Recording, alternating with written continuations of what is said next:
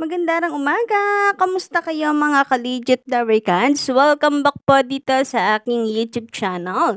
Nandito na naman nga po ang nagmamaganda ninyo araw-araw na ka-legit Darikans sa Sigandara para magatid ang mga latest update and fresh happenings hinggil sa TVJ and legit Darikans. And for today's video, ang pag-uusapan po natin ay tungkol dito sa kinopia or kaparehas pong segment ng TVJ na Word of the Rings. Alam naman po natin, nahango yan sa Pinoy Henyo. Pinoy Henyo nga eh. Anyway, pag-uusapan nga po natin ito dahil tila, lampaso naman po ito at nilangaw laban po sa Gimme 5 ng TVJ na kung saan ay Pinoy Henyo rin. O diba? Tapatan na talaga to. Pero panalo pa rin ang TVJ. But before that, nais ko po munang pasalamatan mga nakikinig sa atin ngayon. Umaga. Good morning sa inyong lahat. Happy Saturday. Maaga pong E80 natin ngayon. At makikita na po natin si Ellen at si Brad. Nakakatuwa guys. Sana meron pong iba pang mga pasabog ang TVJ ngayong araw. Pero okay lang mga ka-legit Africans, no? Kasi ngayon pa lang, sumasakit yung ulo ng iba, kakaisip, may nabasa ako. Baka daw ang gaganap na Ellen ay si Bossing Vic Soto. Gagawa na lang po ng paraan. Kasi yung katawan, hindi po pwede si Kuya or si Mama Alan. Hindi pwede daw po si Mama Alan. Ayun kasi yung paninindigan ko, si Mama Alan. Pero oo nga, no? Kung pagbabasihan po natin yung katawan ton, baka nga hindi si Mama Alan ito. Anyway, a big shoutout po muna tayo sa ating masusugid na taga-subaybay and mga newcomers natin. Shoutout po dito kay Sir Manuel Ponce, magandang umaga. Sir Maravin B. Martinez, magandang umaga. Tita Messi, grabe nga naman yun. Magandang umaga, nanonood po pala siya. Sir Roy Michano Mogol, magandang umaga. And Kaya Lips for Fernandez, magandang umaga po sa inyong lahat. Sa mga hindi ko po nabanggit, bawi na lang po ako next time. And para naman sa mga bago lang dito at hindi pa nakaka-subscribe sa ating YouTube channel, don't forget to click the subscribe button and notification bell para maging updated kayo sa mga susunod po nating mga balita. And speaking of update ka-OG, ito na nga pag-usapan po natin ang tungkol dito sa Word of the Rings ng Tape Bulaga na kung saan kahit gamit pa nila ang pambansang laro ng bayan ka-legit Tarikats ang Pinoy Henyo, hindi pa rin po sila gusto ng mga tao kasi ang unti po ng nanonood sa kanila. Nilalangaw po sila laban dito sa Gimme 5 ng TVJ. So, isa lamang pong ibig sabihin yan, kahit gamitin po nila ang original segments ng Itbulaga, gamitin nila ang titulong Itbulaga, gamitin nila ang YouTube channel ng Itbulaga, lahat na gamitin po nila. Baliwala pa rin. Dahil ayaw sa kanila ng mga tao. 'Di ba mga ka-legit Tarikats? Pero kapag ang mga original host, original na Itbulaga ang gumamit nito, asahan po ninyo na talagang ang mga tao ay siglang-sigla na panoorin ang original. Sana magets po nila yan, sana makuha po nila ang punto ng mga tao. Manhid at makakapal na lang po talaga ang pagmumukha nila kapag nananatili na nagwawalang kibo po sila sa tinig ng taong bayan. Bakit ba hirap na hirap silang tanggapin yung katotohanan na para sa taong bayan ang Itbulaga is TVJ? Sana tanggapin na lamang po nila kasi parang ano lamang po yan pagkanta ko. Charis, gustuhin ko man ng pagkanta, ayaw po sa akin ng kanta. Kaya hindi ko na pinipilit ka-OG kasi ako lang yung masasaktan at mahihirapan. Diba? Sana ganun din po sila. Kahit gustuhin man po nila na sa kanilang Itbulaga, yung Itbulaga mismo ang ayaw sa kanila. Taong bayan na po ang nagsasalita. Taong bayan na ang nagsasabi sa kanila. Pakibalik ng titulo sa TVJ. So, base nga po dito sa Gimme 5 noong November 8, 2023 mga ka-Legiatarians, makikita nyo dito na meron po silang total views na 146,526 na viewers mga ka-OG.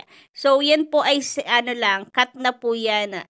Gimme 5 lang po talaga yan. Samantala, ang Word of the Rings po nila ay mayroon lamang 1,620. Grabe nga naman. Ano pa naman laban po ng 1.6K sa 100 plus thousand views ng TVJ. Sabi nga po dito sa report ni McCoy Canlas, napakasipag po nito sa Twitter. Sabi niya, Pinoy Henyo videos by 24-hour viewership. Comparison, November 8, 2023. So, parehas pong 24 hours na after nilang i-post ito. Parehas lang, pero bakit ganun? Napag-iiwanan ang Word of the Rings nila. Ay, bakit ko pa ba naman tinatanong? Anyway, sabi po dito, hashtag TVJ8 Gimme 5 ay mayroong 146,526 views versus Tape It Bulaga Word of the Rings na pirated Pinoy Henyo with entire cosplay participant 1,620 views. Tahan ng pinakamasaya? With question mark. Anyway, ayan po makikita po ninyo dito na nilangaw po ang Word of the Rings nila versus dito sa Gimme 5 ng TVJ. Iba po talaga ang original.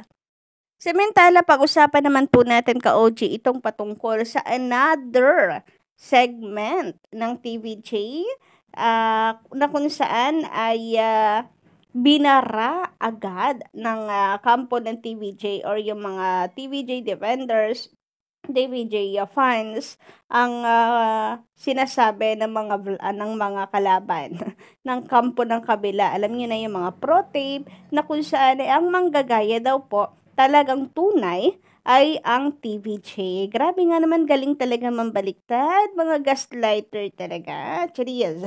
Anyway, nilapag nga po nila dito ang ebidensya na kung saan ang therapy ay hindi po kinopya yan sa Itbulaga tape. Dahil ito ay hango sa Itbulaga, Hilos Todo Panalo, the Philippine franchise of American game show Card Sharks. So, yun na nga mga ka-Legiatarians, no? Malinaw po dito, hindi po yan kinopya lamang ng TVJ sa Tape Inc.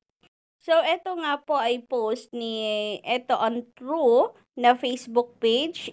Pa-follow na lamang po niyan, guys. So, solid Legiatarians po yan. And sabi nga po niya dito, baka sabihin ginaya na naman ng TVJ ang ibang noontime show. Bago to, likha o akda ng TVJ production. Sasabihin ng iba dyan, ginaya nila yung QR ng Tape It Bulaga ng TVJ at It Bulaga. Napag-usapan na natin na di po mahilig mangopya ang TVJ. Ano ka? Nasa paaralan? Para alam natin kung sino ang mahilig mag-copy-paste and post. Oops, meron nga pala silang ganong segment. Pasensya na po. O baka kayo ang oh my, segment nyo na naman. Basta di nanggagaya yung TVJ. Ito ang True, TVJ on TV5. Samantala, sabi naman po dito sa komento ni Vicente Flores, sa panaginip nila, pwede siguro pangarap sila mga bulagta. Sabihin na natalo nila ang EAT. Ika nga, libre naman ang mangarap. Pero di kailanman mangyayari yon kasi iba ang urig. Maganda at pinag-iisipan ang mga segments. Kaya lumalabas yung talino ng production staff ng TVJ at Legiatarians. Go, go, go! Power to TV5!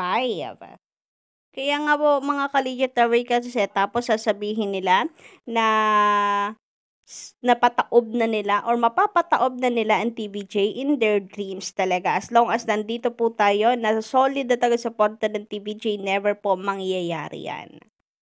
Samantala, ayon naman po dito kay Sir Romy Obispo, magandang morning, Ma'am Gandara. Isang tulog na lang, makikilala na natin si Ellen at Brad. Isang libot, isang tuwa sa Itbulaga. Nako, wala na pong tulog, mamaya na mga ka-OG. Ang tabayanan po natin, 11 pa lamang tumutok na po tayo sa ating telebisyon dahil maaga po ngayon ang EAT. Pero guys, ano 'no, yung take note lang, tingnan po natin kung saka-sakali po na hihina ang ratings ngayong November 11, 2023. Kasi brownout dito sa amin. Malay niyo sa ibang lugar brownout din. So, hindi natin sure, baka humina po, ng konti, may epekto. Pero sana sa ibang lugar hindi po mag-brownout. Ito ang hirap po 'pag sa probinsya. Talagang 'pag nag-brownout ay maghapunan na, minsan magdamag. Grabe nga naman 'yon. Samantala, ayon naman po dito kay Sir Manuel Ponce, magandang umaga po sa iyo. O ayan, yung mga mahilig maghanap ng mga wala, minsan sa EAT, ayan na si Mile. Sino pa hahanapin niyo? Si Bossing naman daw at saka si Zombie. Grabe ka naman, di na natapos ang paghahanap ng mga ito sa mga nawawala. So, hindi po porke nawala ay hindi na regular. Meron ako nabasa, kanino kayang komento yun? Pa-comment na lang na, si Bossing, dahil wala si Bossing, hindi na rin regular. Grabe nga naman. So, yun lang po muna ng update natin ngayong umaga. Don't forget to click the subscribe button and notification bell for more updates.